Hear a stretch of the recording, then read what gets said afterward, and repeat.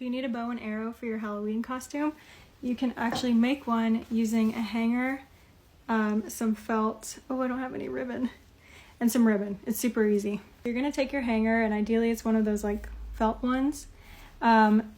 Rip this part off, just pull it off, I'm not gonna do it right now, and then make a cut here and a cut here.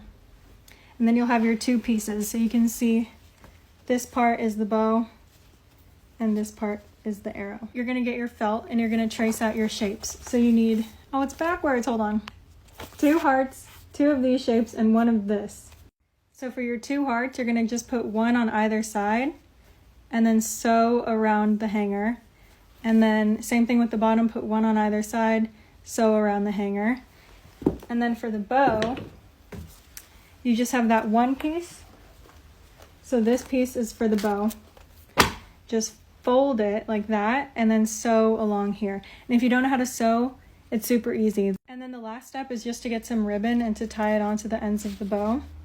I didn't use a ribbon that, or like a material that has elastic. So I got a lot of questions that night about like, oh, does it work? Does it work? No, it doesn't work. But maybe if you got some type of elastic, it would work. And that'd be so cute.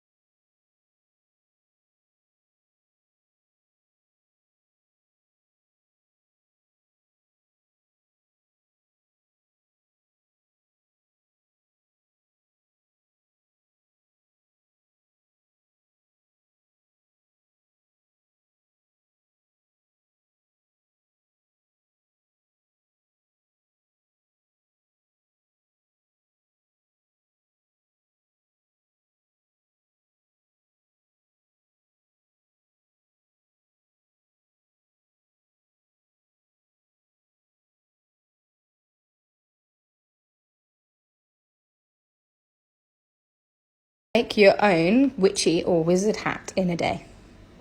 You're going to need an oval kind of shape, 36.5 centimeters wide and 40.5 long. You're going to need to cut 2 of these out of your fabric and 1 on interfacing to stiffen. And for the hat crown, you're going to need this kind of shape. This is 60 centimeters wide, 58.5 long. You're going to need to cut 1 of these out of your top fabric and 1 in interface. You're also going to need wire. Fuse or stitch on your interfacing to the crown. Cover your iron so you don't get glue on your iron. This isn't necessary, but for a little extra something, I'm adding a starry fabric on the inside.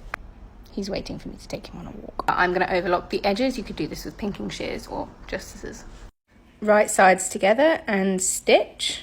Now, sew another row of stitching to create a channel for the wire, stopping about 8 centimeters away from the apex. Get your wire really nice and smooth on the top like this so it doesn't snag as it goes through the channel.